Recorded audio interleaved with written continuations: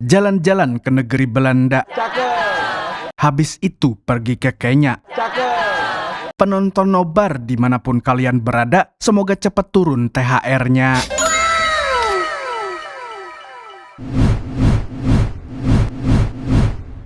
Halo Sobat Nobar, selamat datang di Nobar.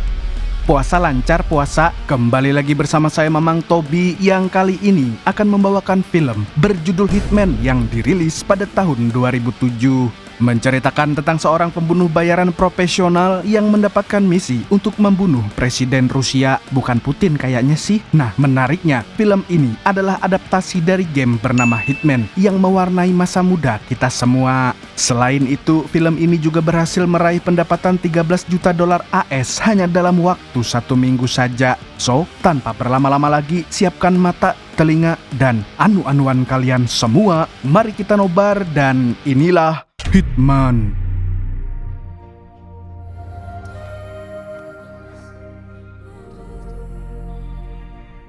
Film dimulai dengan memperlihatkan para bocil terlantar yang dirawat oleh sebuah organisasi rahasia. Mereka lalu dilatih untuk menjadi pembunuh bayarin profesional yang tidak memiliki belas kasihan.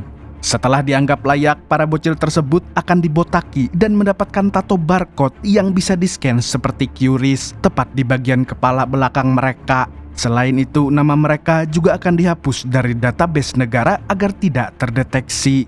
Beberapa tahun kemudian, salah satu bocil yang dilatih telah sukses menjadi seorang pembunuh bayaran dengan tingkat keberhasilan 100%.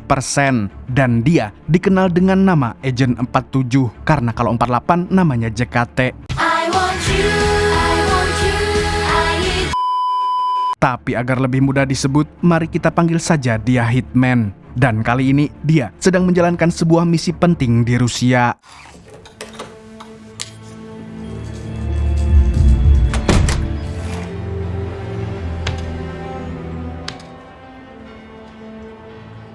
Di kamar hotelnya, Hitman berkomunikasi dengan admin perantara yang menghubungkannya dengan klien. Dan di sini terungkap kalau misi yang harus dilaksanakan adalah membunuh Presiden Rusia. Menurut kliennya, presiden itu diduga telah melindungi perdagangan senjata ilegal serta perbudakan ani-ani milik adiknya. Pagi harinya, Presiden Rusia berangkat ke Istana Negara seperti biasanya. Dan sebelum masuk, dia menjawab beberapa pertanyaan dari jurnalis yang sudah menunggunya sejak subuh. Namun tiba-tiba, setelah menyelesaikan misi, Hitman segera pergi ke stasiun untuk meninggalkan negara Rusia. Akan tetapi dia mendapatkan sebuah masalah di mana ada seorang wanita cukurukuk yang melihatnya. Dan yang lebih parahnya lagi, Interpol sedang menuju Rusia untuk menangkapnya. Karena tidak ingin tertangkap, Hitman pun langsung meminta identitas saksi mata tersebut. Dan tidak butuh waktu lama, admin memberitahu bahwa wanita itu bernama Nika dan memiliki tato naga susu Bear Brand di pipinya. Sialnya, saat dia ingin menemui Nika, ada seorang pembunuh bayaran yang berusaha menjegalnya.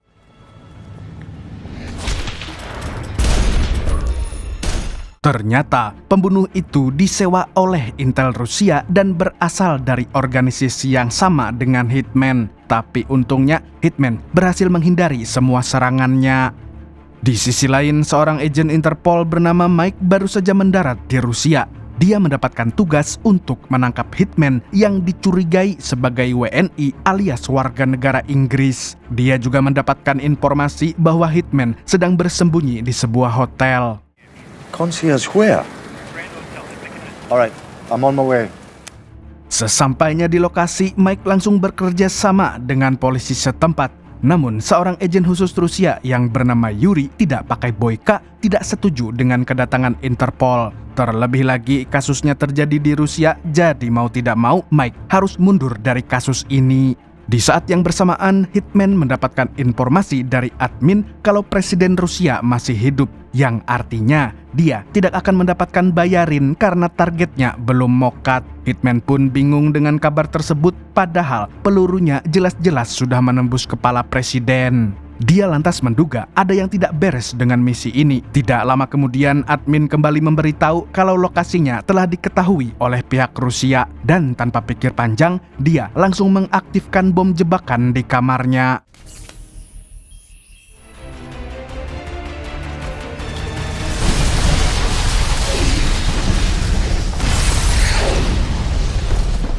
Dia lalu berjalan dengan tenang sambil membawa 2 pistol kembarnya, dan Hitman pun mulai menghabisi semua pasukan khusus yang menghalangi jalannya.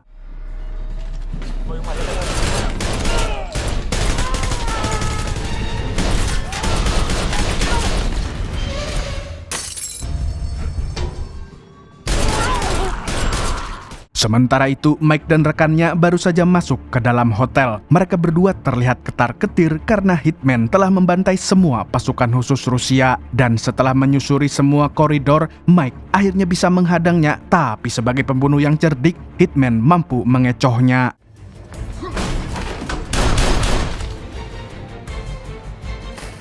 Mike dan rekannya pun memutuskan untuk menggeledah kamar Hitman. Tapi sayangnya pembunuh itu telah merusak semua barangnya sehingga tidak ada yang bisa menemukan petunjuk apapun. Namun, Mike menemukan sebuah koper berisi peralatan sadap yang berasal dari Mamat Gun Shop. Wah, sudah sampai sini aja nih Mamat Gun Shop cabangnya. Tidak berselang lama, Yuri dan bawahannya juga mendatangi kamar tersebut. Dia tampak kesal karena Interpol telah ikut campur dalam kasus ini. Dan tentu saja Mike curiga dengan motifnya. Kenapa para agen Rusia ingin menangani kasus ini tanpa bantuan dari Interpol. Dan ternyata Yuri menduga kalau Hitman adalah bagian dari CIA yang diutus Amerika untuk membunuh presidennya. Di lain pihak, Hitman mendatangi tempat Nika dan langsung menculiknya.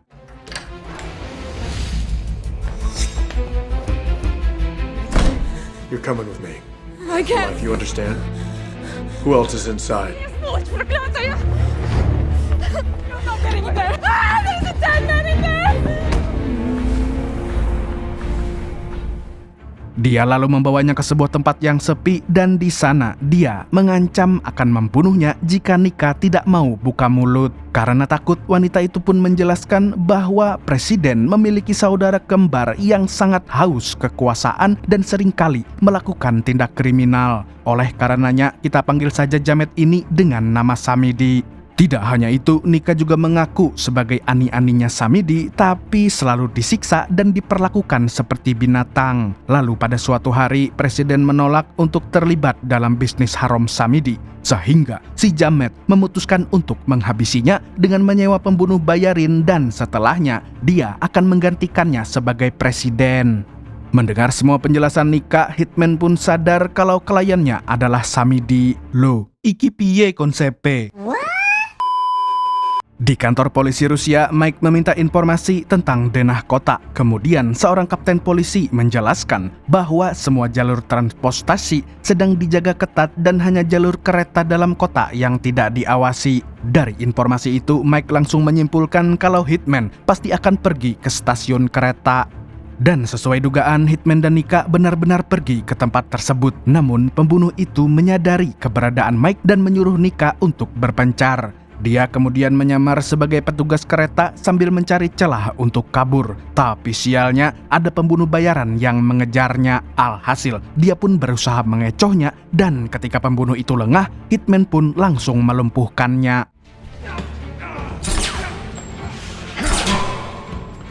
Stay here.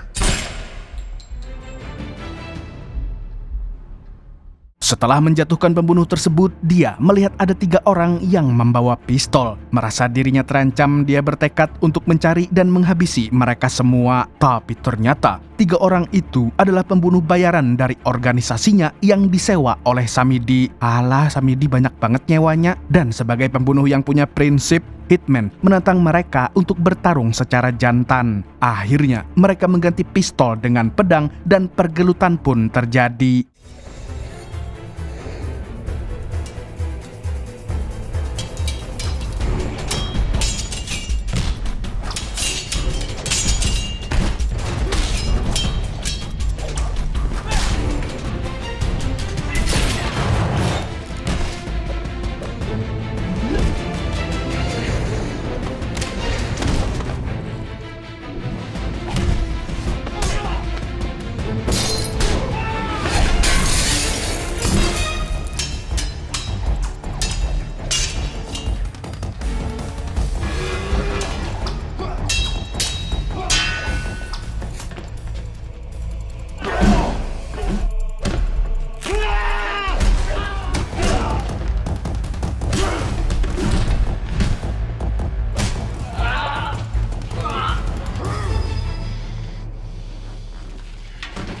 Selesai membrutal, dia menghampiri Nika yang sedang bersembunyi. Tapi sayangnya, Mike dan rekannya sudah berada di sana. Jadi mau tidak mau, Hitman terpaksa menembak mereka. Hostage. Take me. The Russian militia have got the town on lockdown. She doesn't have to die. Take me instead. Sebenarnya dia sangat ingin menghabisi agen Interpol itu, tapi Nika membujuknya untuk membiarkan Mike hidup. Apalagi dia bukan orang jahat yang ingin membunuhnya. Tidak berselang lama, tim medis dan ambulan datang ke stasiun untuk memberikan pertolongan pada Mike dan rekannya. Beruntung, Mike telah menggunakan blade armor sehingga tidak terkena physical damage. Beberapa saat kemudian, Yuri kembali datang menghampirinya. Dia menegaskan bahwa Interpol tidak boleh ikut campur lagi dalam misi penangkapan Hitman. Mendengar itu, Mike hanya tersenyum sambil menepuk pundak agen Rusia tersebut. Namun sebenarnya, dia melakukan itu agar bisa menyelipkan alat penyadap di baju Yuri. Go fuck yourself. Setelahnya, dia dan rekannya pergi ke depan kantor agen Rusia sambil mendengarkan setiap percakapan Yuri. Di sini, akhirnya mereka tahu kalau agen itu bekerja sama dengan Samidi alias kembarannya si presiden. Dan selain itu, Mike juga mendengar bahwa Samidi sengaja menyewa pembunuh bayarin dari organisasi yang sama dengan Hitman agar mereka bisa saling bunuh satu sama lain. Dengan begitu, maka tidak ada lagi yang bisa menghalanginya untuk menjadi presiden Rusia. Dan semua itu dia lakukan demi melindungi bisnis senjata milik adik bungsunya serta menciptakan generasi Rusia emas tahun 2045. Di tengah penyadapan, anak buah Yuri datang menghampiri mobil Mike dan memaksanya untuk pulang ke Inggris. Di sisi lain, Hitman dan Nika sedang berada di wilayah terpencil untuk bersembunyi sementara waktu. Di tempat itu, Hitman terlihat sangat marah gara-gara kejadian di stasiun ketika wanita ini melarangnya untuk membunuh Mike. Sebagai seorang pembunuh, dia merasa telah melanggar prinsipnya sendiri. Dan untuk membayar kesalahannya, maka dia harus menghabisi Nika. Akan tetapi, dia mendadak kasihan karena wanita ini sudah terlalu sering dizolimi, bahkan disiksa oleh Samidi. Setelahnya, Nika memberikan informasi penting tentang adik bungsu Samidi yang bernama Udre Taulani. Dia menjelaskan bahwa Jamet itu terkenal sebagai target pembunuhan CIA yang hingga kini masih hidup karena dia dilindungi oleh Rusia. Mendengar hal tersebut, Hitman pun berniat untuk melibatkan CIA terutama dalam menggali informasi terkait bisnis haramnya Udre. Malam harinya, dia menyuruh Nika untuk bertemu dengan seorang agen CIA. Dia sengaja tidak bertemu langsung dengan agen tersebut karena berat di ongkos dan bisa menimbulkan kecurigaan. Dia memilih untuk memantau dari jarak jauh untuk memastikan Nika aman di sana. Kemudian, dia berbicara lewat telepon dan mengajak si agen untuk bekerja sama. Yang intinya, dia akan membantu CIA menghabisi Udre asalkan si agen mau memberikan informasi yang valid bib. Dan tanpa banyak basa-basi, mereka berdua pun setuju. Setelahnya, agen CIA itu memberitahunya bahwa Udre akan bertemu dengan seorang mafia senjata dari Jerman di kota Istanbul. They're meeting in Istanbul in 2 days. Planning something with a German arms dealer named Price. Singkat cerita, Hitman dan Nika pun sampai di lokasi pertemuan. Dan sebelum beraksi, Hitman mempelajari semua hal tentang si mafia Jerman karena dia berencana untuk melakukan penyamaran. Apalagi Udre sama sekali belum pernah bertemu dengan orang tersebut. Selain mempelajari identitasnya, dia juga mengecek semua lokasi yang akan didatangi oleh si mafia. Malam harinya, Hitman mengajak Nika makan soto di restoran sambil mengawasi target operasinya. Kemudian dia sengaja memasukkan obat muntaber di minuman si mafia. Lalu ketika targetnya sedang muntah-muntah di toilet, Hitman langsung beraksi dengan sangat brutal.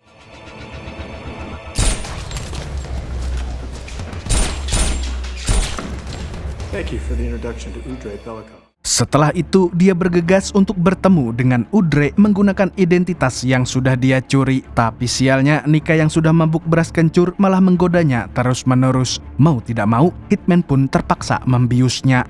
Dan tanpa membuang waktu, dia pergi menuju klub malam tempat pertemuan Udre dengan si mafia. Setibanya di lokasi, Jamet itu terlihat percaya dengan penyamaran Hitman. Namun, salah satu anak buahnya memberitahu bahwa mafia yang asli tidak botak biar seperti ini. Alhasil, Udre pun marah besar dan baku tembak pun dimulai.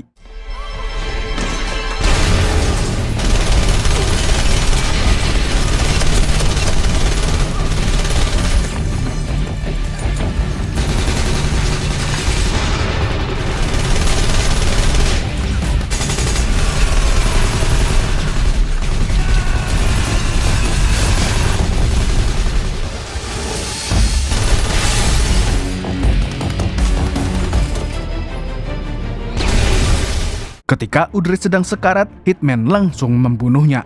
Dia melakukan itu supaya Samidi mau menunjukkan dirinya.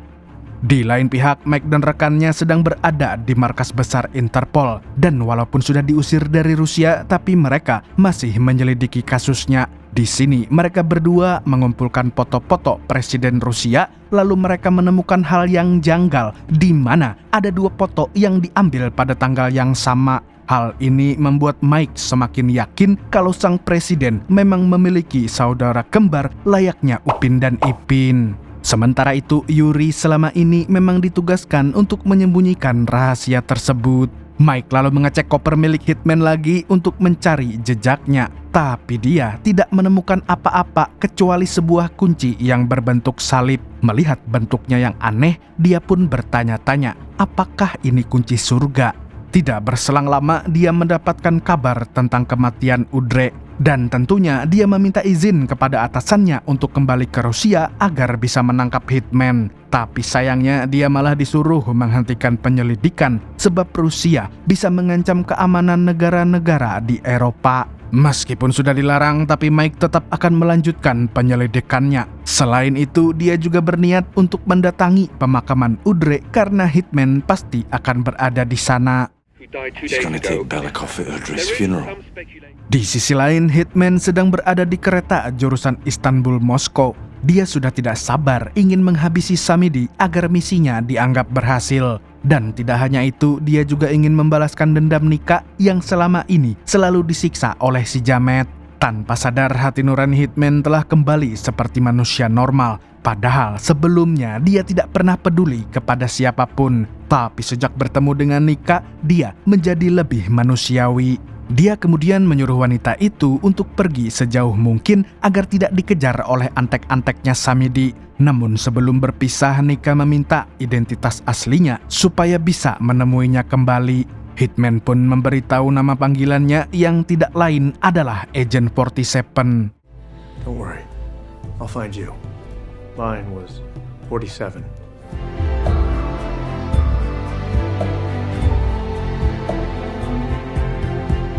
Di waktu yang sama, Yuri bertemu dengan Samidi untuk membicarakan tentang Hitman yang mulai mengancam nyawa mereka berdua. Dan si Jamet pun sangat marah kepada Yuri karena gagal membunuh Hitman padahal sudah menyewa 4 pembunuh bayaran sekaligus. The one man not in this room.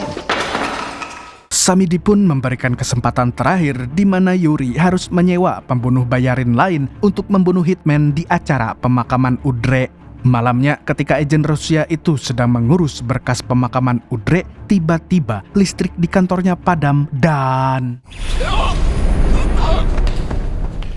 Tidak lama kemudian, Yuri kembali sadar dalam kondisi diikat dengan tali silaturahmi dan berada dalam sebuah bak. Hitman lalu memaksa Yuri untuk mengubah target dari pembunuh bayaran yang telah disewa. Intinya, dia ingin pembunuh itu menembak Samidi tepat pada jam 2.30 di gereja tempat acara pemakaman Udre. Dan jika tidak, maka Yuri akan disetrum hingga mati.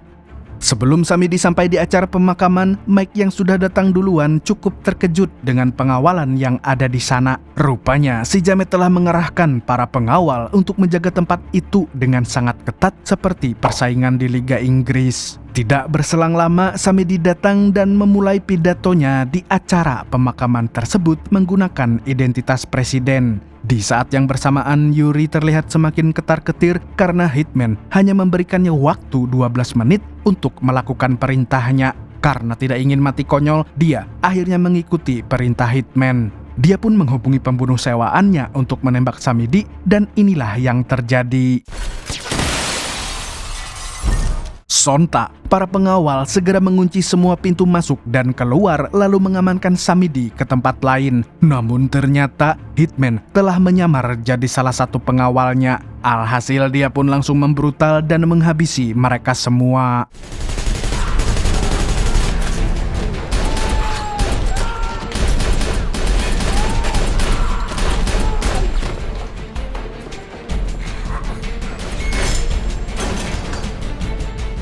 Dia kemudian menyeret Samidi ke sebuah ruangan khusus uskup. Tapi sialnya dia mendapatkan serangan dari pembunuh bayaran lain.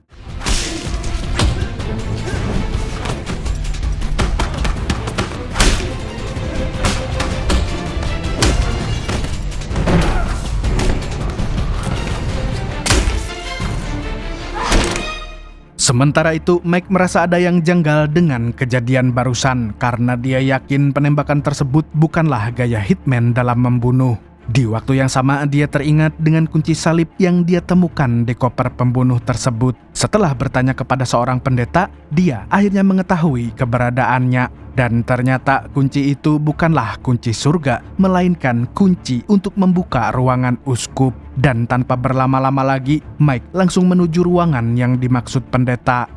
Kembali ke Hitman, dia baru saja mengalahkan si pembunuh bayaran dan akan segera menghabisi Samedi. Tapi sebelum melakukannya, dia mengungkit tentang penderitaan Nika yang telah disiksa selama bertahun-tahun. Dan tentunya dia tidak akan membiarkan Samedi tewas tanpa menyadari dosa-dosanya. Karena takut mati, si Jamet menawarkan hidup yang aman dan nyaman. Tapi Hitman menolak semua tawaran itu dan langsung membunuhnya tanpa belas kasihan.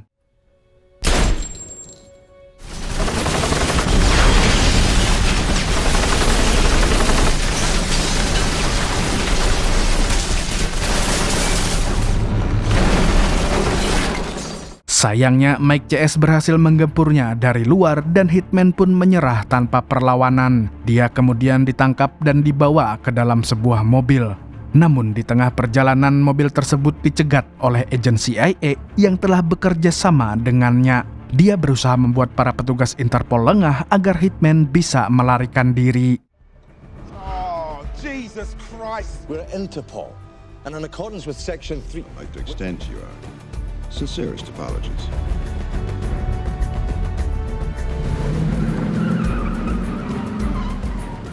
Beberapa bulan kemudian, Hitman mendatangi kediaman Mike. Di sana, dia menjelaskan bahwa dirinya berasal dari sebuah organisasi yang selalu merekrut bocil terlantar untuk dijadikan pembunuh bayaran. Karena merasa bersalah atas kegagalan misi Interpol, Hitman akhirnya mengkloning dirinya sendiri. Setelah itu, dia membunuh kloningannya di rumah Mike agar agen Interpol itu tidak perlu mengejarnya lagi. Forget it when you call your superiors. I can't go along with this. I hope you can. Ballistics will confirm he was shot by your weapon. Di akhir film, Hitman memutuskan untuk menjadi pelindung Nika dari kejauhan. Dan mulai dari sini, dia menjadi semakin manusiawi tanpa mengurangi kebrutalannya sedikit pun. Lalu, film pun tamat dengan happy ending. Pesan moralnya adalah kita harus menjadi orang yang profesional dalam bidang apapun. Menjadi profesional berarti bertanggung jawab atas apa yang kita kerjakan. Meskipun berat tapi harus tetap dilakukan, karena yang ringan cuma omongan tetangga. Segitu dulu untuk hari ini. Saya Tobi, mewakili pecinta Imam Tarawih yang cepat, mengucapkan sampai jumpa di video selanjutnya dan kamsya. Assalamualaikum warahmatullahi wabarakatuh.